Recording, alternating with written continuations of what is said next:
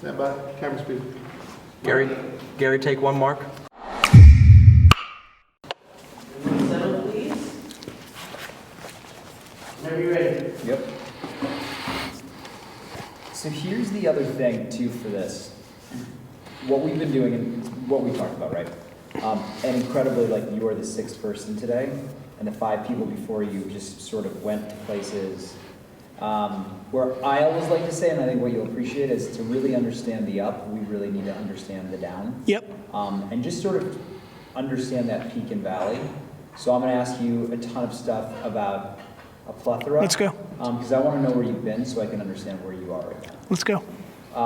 Cool. I'm going to start off with a question, and I want you to ask yourself this question out loud and think about it before you answer. What is happiness? What is happiness? Happiness for me is being able to do what I want to do at all times in perpetuity. And when you were younger, when you were a kid, early elementary school, what did you think one day happiness would be? As a kid in elementary school, I didn't even really think about one day what happiness would be. You know, at some level, I was just super happy to be in America at that point. You know, I lived in a very immigrant kind of upbringing, the first couple of years being in the US, in New York, in a pretty, like, tough situation. So when I think about elementary school, or, you know, 6, 7, 8, 9, 10, it's just such a happy time. I was so happy that I wasn't really even thinking about, you know, happiness in the future. I was grateful already at that young of an age. You know, my dad was working every minute. I already had to kind of be the man of the household with a younger sister. And so, you know, I didn't, very frank, to keep it as authentic as humanly possible, it was not something that ever even crossed my mind. Interesting. And so also being I guess, I mean, my parents moved here when I was born here, but my parents moved here in their mid-20s, so immigrant parents also. Tell me, like, what was life like growing up in a household where you're basically growing up in 2 cultures? 100%. All around you every day. The other is at home is different. It's different. The 4 walls inside my home in my childhood was a different land than what was outside. Different foods, different cultures, different language. And we spoke an enormous amount of Russian in my household, especially in that first decade that we were here. Stricter rules, you know, a belt hung over the front door. That's how they rolled in the old country, to let you know that, like, if you get out of line, you're gonna get whooped. Like, you know, not that my parents ever used it, but that shit was intimidating as fuck. You know, when there's a belt hanging over your front door and you know it's for you. But it was also an extremely happy home, very positive. My mom is an incredibly optimistic and positive person, so you can imagine how much this sneaker means to me, this shoe means to me, because it's really legitimately 2 of the first 3 or 4 or 5 things I would think about when I think about her, and more importantly, that upbringing. So it was happy with consequences if you got out of line. And you're the oldest child. Yes. So obviously, you set the example. It starts and stops with you. You were also the litmus test, right? Yeah. Like when you're the oldest child in an immigrant household, yep. they're probably raising you the way, like, to your point, the way they were, you know, what they knew. Oh yeah, my upbringing was totally different than my siblings. Being the first, being the only one from the old country, you know, it was different. Not only that, I was a boy, and my dad worked every minute. Like, and my mom was a youngster. My mom was in her early and mid-20s raising me. You know, my mom had me when she was 20. So when I was 8, my mom was 28. She's a baby, and so we were homies. We were partners. Like, there was a totally different relationship there than I think most people are accustomed to. Like, most people have the luxury, unless they're, you know, in a place where the father passes away or divorce. Obviously, there's a lot of things, but, you know, it's unusual to have a father who sleeps in the same roof every night, but is legitimately not there because he's literally working 16 hours a day, every day, 364, 63 days a year. That was our reality. And so there was, you know, I was a big boy. Plus it was the 80s, it was Jersey. I mean, I was going outside playing a mile away from my home at 7 years old. That is not necessarily 2019 playing outside culture. And so it was a different mindset. I walked home from school in kindergarten. Let me say it one more time for the parents that are, I walked home from school in kindergarten. So there was a maturity, a sense of responsibility, a pressure to kind of deliver on this great gift of opportunity. And so that's how it went. I want to go there. I want to go, what was that pressure like? What did it feel like internally? How did you put that pressure on yourself? It's funny, as I'm a rarity where my mom did not put pressure on me to get straight A's and do the immigrant, like school's the way out thing. At the same token, you're sitting at these dinner tables, friends are coming over, you're hearing things, and you quickly, especially, I'm a pretty observant kid, you quickly realize like how lucky you are, how grateful I am to be in America, how lucky I am to have a bathroom in my house. Hearing my parents talk about theirs being outside. Both my parents lost a parent before they were 18, so right away I'm into that gratitude. And so, my grandma and my great-grandma and grandfather, who spent 40 and 70 years in the old country, all they can talk about in the first 10 years of my childhood in America is there's green grass, there's bread in the supermarket. So, you're getting this overflow of gratitude. At the same token, there is this sense of like my own kind of mental pressure of like, okay, what am I going to do with this amazing at bat? Like, I'm the first Vaynerchuk to come through this system. I need to, my mom definitely put pressure on, like, you're the oldest brother. So like immediately I'm thinking about my sister Liz at all times. I need to do a good job, but it was less grades. It was more about being a good person. It was less grades and it was hard work. In my household, hard work and being kind was put on a pedestal. That is who I am. Like, here I am 40 years later, it's who I am. But even so, I think what I find so interesting is now sitting here now in 2019, we have the luxury of perspective, right? Of course. And at that time, when you're in it, what did it feel? What did that pressure feel like to prove or please, parents? And like, regardless, Yeah. even though they probably would have said, now, you didn't know then. Look, I'll tell you, I'd love to paint a picture of more adversity. I'm outrageously comfortable in pressure. I even weirdly think I manifest it. It's where I'm most comfortable. I loved the pressure. I wanted to set the tone. I wanted to be the number one. I wanted to be I want to be the patriarch. I want to be the legacy. I want to deliver. There was incredible support around me. The pressure was real. I didn't want to fail. I wanted to make my family proud. I love my family so much. But I'd be bullshitting this camera if I said like I was crippled, but there was not a single night I went to sleep feeling pressure. I just always knew I could do it. What about for you? What was sort of the toughest moment for you, would you say? Toughest moments for me growing up.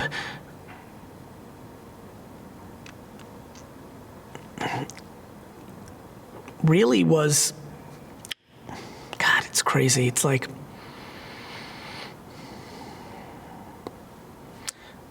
it wasn't tough, but it was intriguing to me, almost confusing, that being such a poor student led to so many assumptions about who I was and what I was capable of. And so snobby judgment, from academia, from distant relatives who had kids that were going to better schools. But the reason I paused for so long, which is about as long as I can remember pausing to a question, is it's important for me to tell the truth. And I was so insular. I feel like I was so positive about how it was going to turn out that it was hard for me to internalize it. really honestly, the toughest part for me growing up, actually, now that I think about it, was losing in anything. I used to cry a lot as a kid.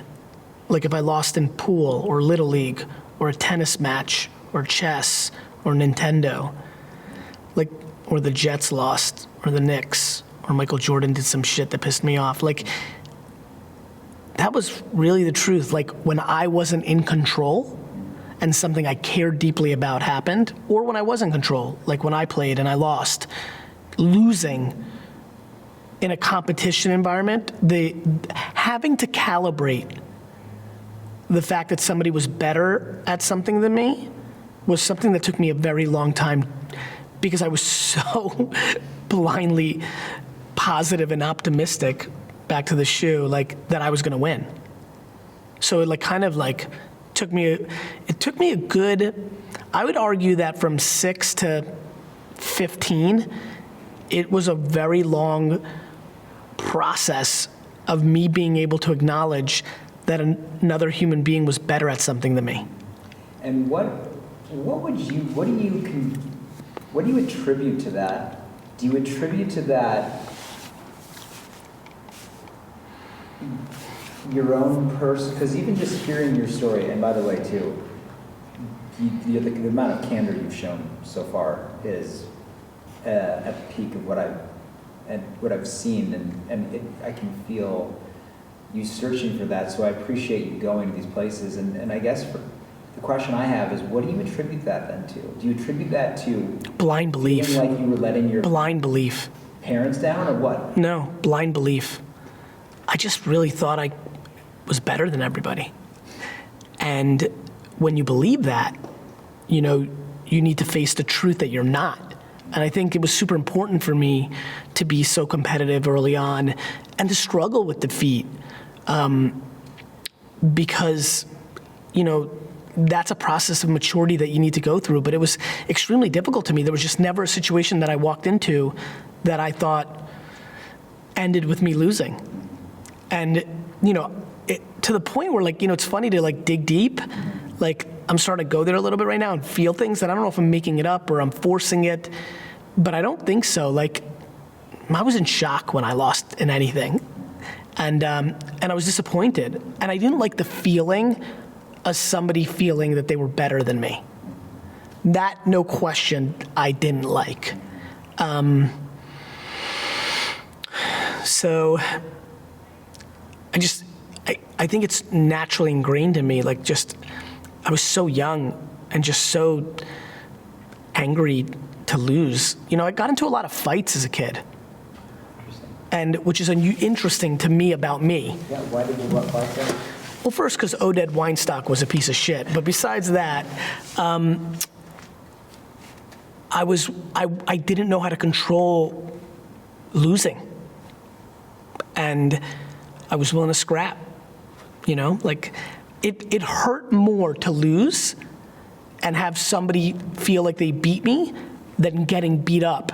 So I'd rather, like literally got into fights if somebody beat me in something. What take me to I want to go to the science test and the grades you got back and the Fs you got. Yeah. Because that seemed like a pivotal moment. Yeah, fourth grade science test. Sorry, go ahead. In fourth grade, I got an F on a science test, and I needed to get it signed. And that was crazy, because I'd never really gotten that bad of a grade before. But in third grade, I started seeing the writing on the wall, and it all kind of fell apart heavy in fourth grade science. And I brought the test home, and I hid it. Why did you hide it? Because I didn't want to get punished. Because I wanted to play Nintendo, or I had Atari, or I wanted to play. Like, I didn't want to deal with the consequences. Which is interesting, because I'm so passionate about it now, to deal with the consequences. But at this point, I wasn't able to calibrate it. And what did you think was going to happen? Where did you think I thought my mom would smack me in the face and tell me I couldn't watch TV or play for a week. And that seemed like the end of the world. So I hid it in my cabinet in my room, got put to bed, and then just couldn't, like, my conscience won that night. And I went, grabbed it, ran into my mom's room an hour later, just couldn't fall asleep, got her to sign it. I don't really remember much else. The only thing else I remember is that was one of the few times in my adolescence that my conscience beat me. I very quickly learned how to beat my conscience and do whatever I had to do to like not deal with the short-term pain that I was not interested in at the time. But basically from that moment on until 8 years later, I was consistently punished 3 to 4 times a year on report cards. And if I was unlucky in a school that had progress reports, it would be 6 to 8 times a year. And no question that was the adversity. The entire education system in America in the 80s and 90s was my greatest enemy. And was just not a pleasant experience.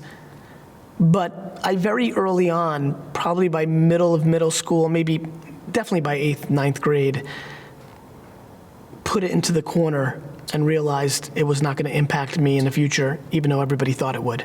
I want you to take a moment, and I want you to look at that leg of that C-stand right behind there. And I just want you to just look at it. And I want you to, after you take a sip, I just want you to look at it, and I want you to think about the kid that hated losing. Yep. And just, even just listen to my voice, just looking at that leg, and just kind of going there in your mind. What did that, just taking us through in your mind, what did that feel like? You don't even have to tell us. And then I want you to look up, when I call your name, I want you to look up, and I want you to tell us what those lowest moments of childhood felt like in one word. Ready? And Gary. Temporary.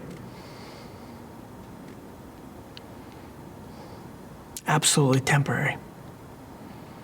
There was just no way I was going to let that person beat me again.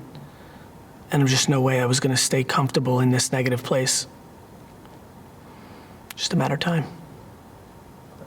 First, I'm going to go back and ask you the question. What is that like to have a dad that, and also same thing, Indian dad, worked Monday through Friday, full-time job, Saturday, Sunday, he owned an apartment complex, and he was not there.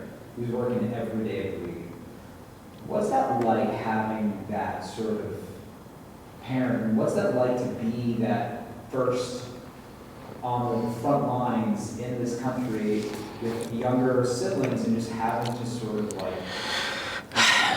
You know, the circumstances of where you're born and what lineage and things of that nature, they're so out of control and very much out of your control. And I guess at some level, I'm very quick in my mindset and my DNA to deal with the reality. So there was very little dwelling or overthinking like, you know, I'm gonna have it different and harder than my siblings, which I understood, you know, very early on, probably about 12 or 13, I realized, oh, okay, this is my parents' first rodeo. Like, they don't know these things, especially when you're immigrants. They don't even know the culture.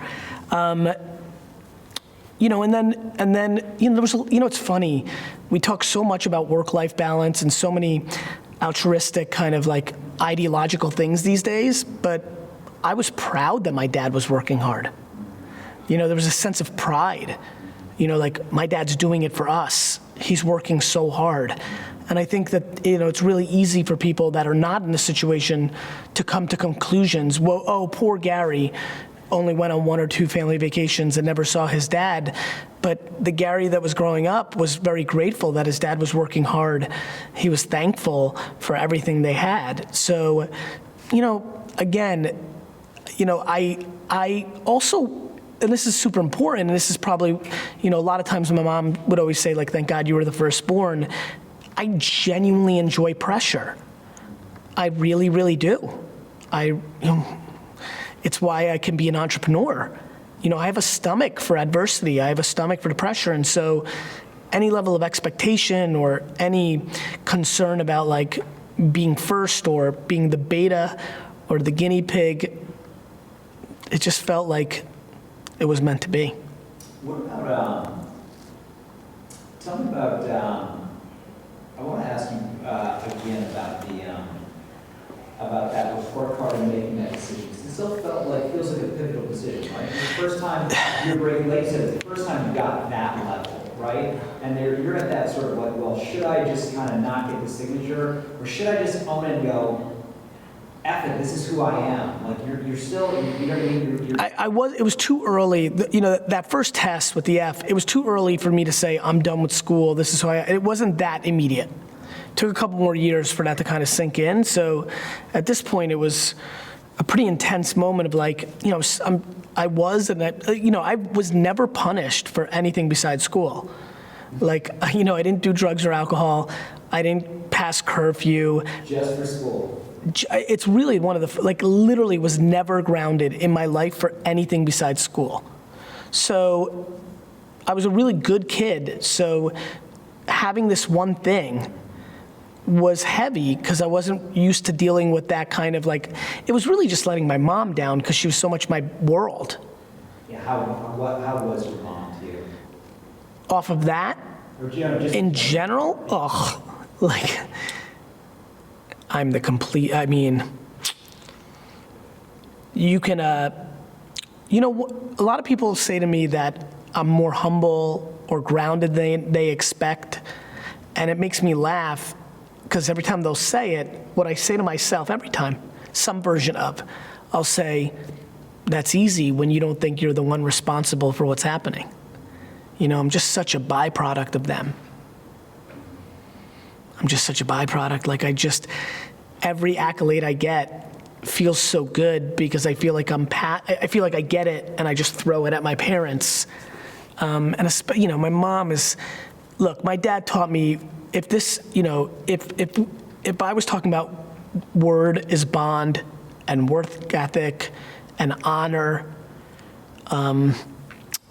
and negotiation and just willing things to success, this would be one big segment about my dad. But if I'm talking about positivity and optimism, that is 100% my mother.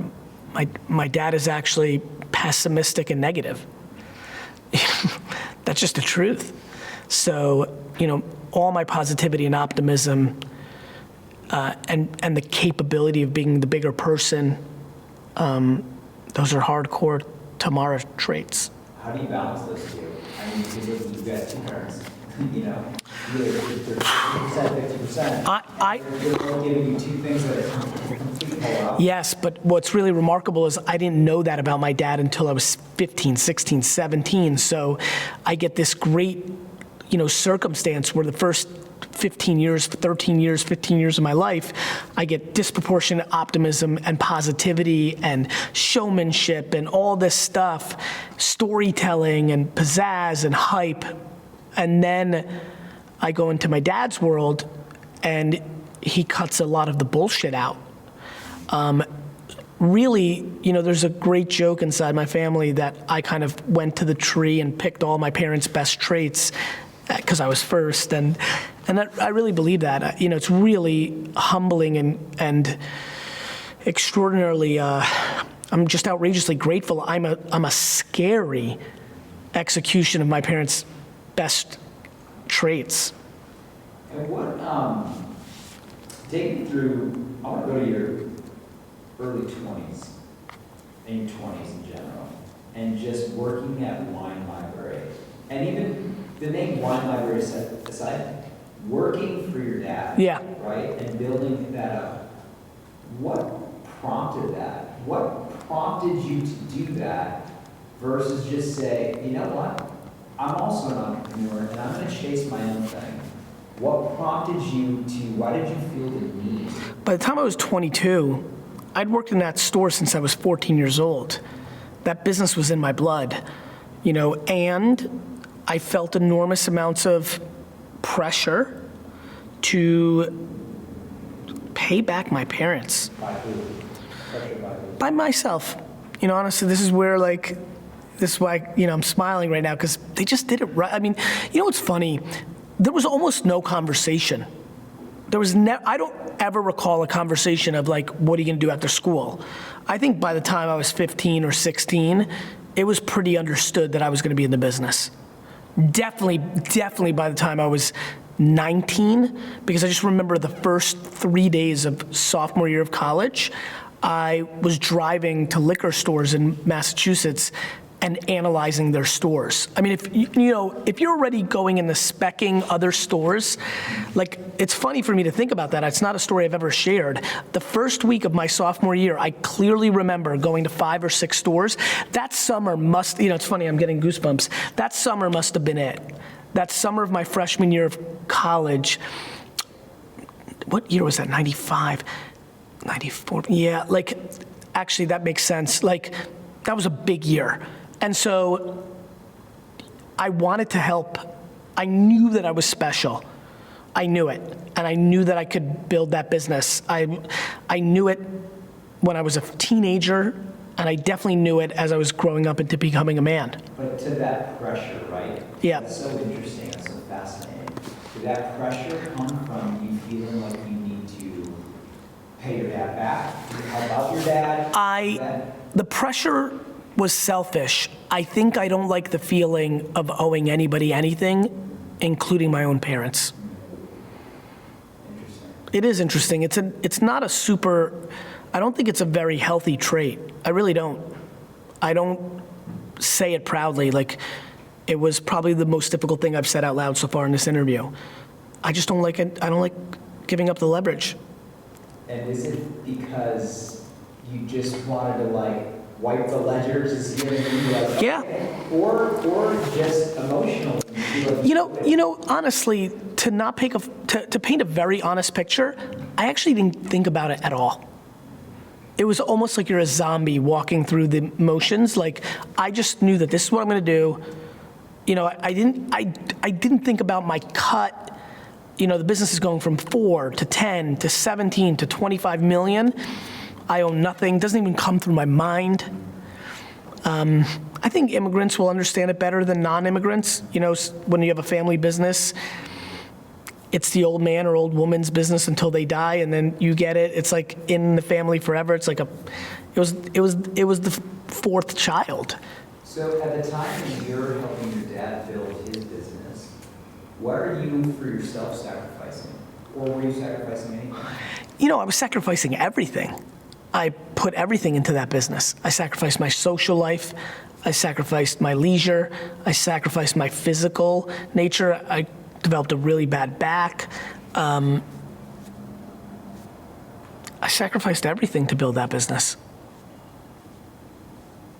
In a way that almost nobody believes me, except a couple of people that knew me then. Nobody can believe the hyperbole that comes out of my mouth, which I'm okay with, I understand. But fuck, I gave up everything. My friends? Was that hard? No. It wasn't. Which is kind of like super interesting. For you, You know, it's funny, sorry to interrupt. Some things are just destiny, you know? It's kind of like interesting to talk about this in this kind of setting, just light and darkness. That's how it was. It was just like, I just went into this tunnel and I stayed in it for a decade. and when you were there, when you were working at Wine Library, fulfilling this personal just feeling that you had of doing this thing, right? Did you see a path forward, or did you think like, I'm gonna be here for a set period of time, and then once I'm done, I'm gonna move on? It's a really interesting question, which I haven't addressed a lot.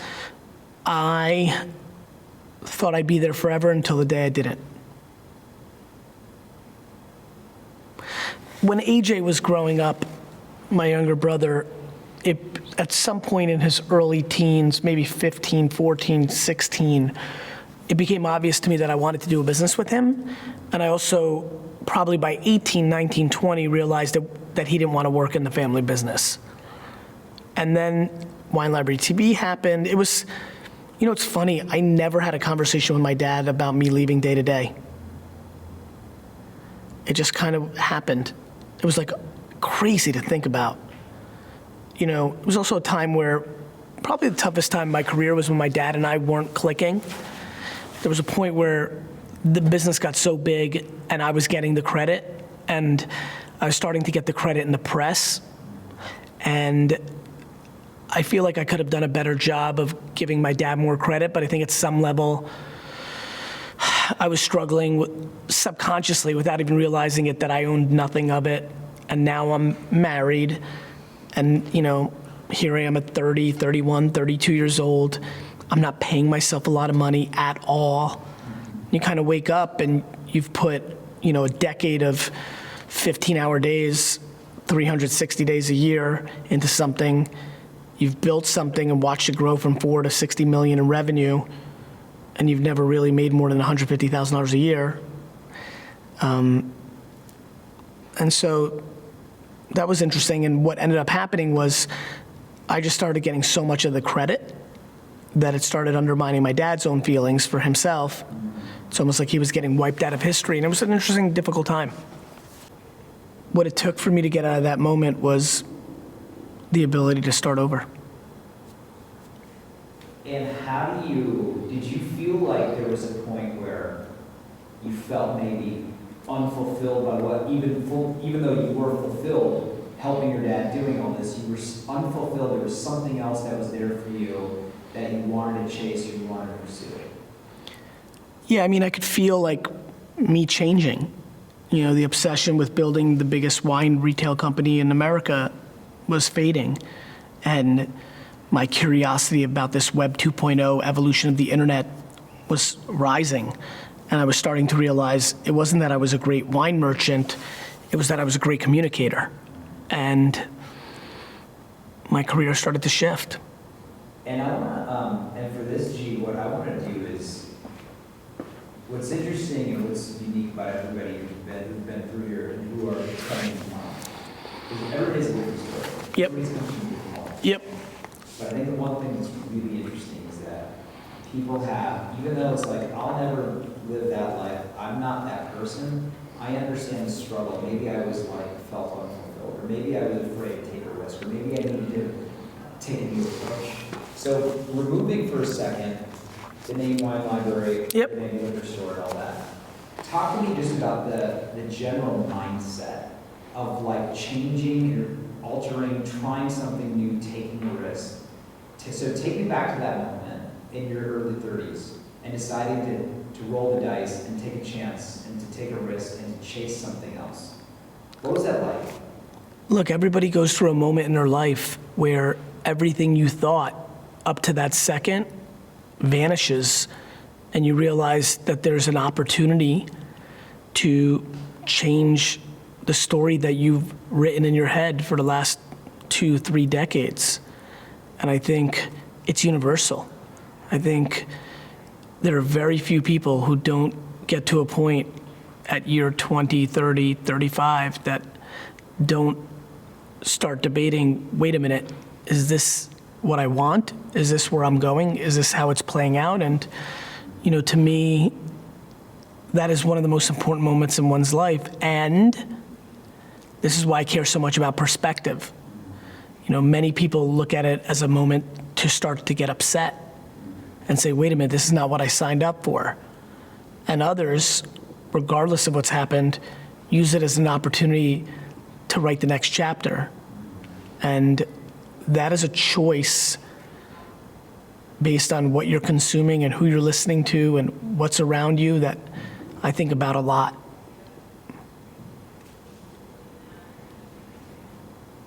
What do you think for you was the turning point in your life? If you had to go, that moment, that's when it all changed. I think the turning point in my life, that's a really interesting question. Honestly, there is no super obvious moment. There's a couple things that come to mind. It's really interesting. One of the biggest turning points in my life was a random flight back from wine country, picking up a Business 2.0 magazine, which is not around anymore. And it was an article about fish.com and dog.com and house.com and these people that were squatting names and flipping them for tens of millions of dollars. I don't know what it was about that magazine, But this is actually a true story. Like, I wish AJ was here. I landed, I called my brother. He picked up. I said, what are you doing? It was late on a Friday night. It was his first week in college. And he said, I'm at a party. I'm like, I need you to step outside. He's like, okay. Speaks to who AJ was. First college party. He's like, I'll step outside, talk to my brother. And I literally, he goes, because it was super loud, he goes, what's up? And I said, I'm gonna change your life. That's what's up. On that flight from San Francisco to New York, reading a random magazine around domain squatting, I decided that I wasn't gonna be in the wine business anymore, and I was gonna go all in on this internet thing. So much so that the second I landed and could get service, I called my brother, and literally, the words that came out of my mouth were, I'm gonna change your life. And how big of a risk was this? It was a huge risk in the fact that I was changing complete course of what I've done for the last 20 years. I was leaving behind my baby. I had no money. VaynerMedia started in somebody else's conference room because we had no money for rent. So it was a ton of risk by normal standards when somebody reads it on paper, but not necessarily for me. It just felt like progression. And do you remember feeling those first steps of change?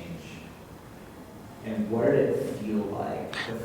I remember going to London in February after that, so it might have been 6 months or what have you, and going to the Future of Web Apps. It was a conference in London.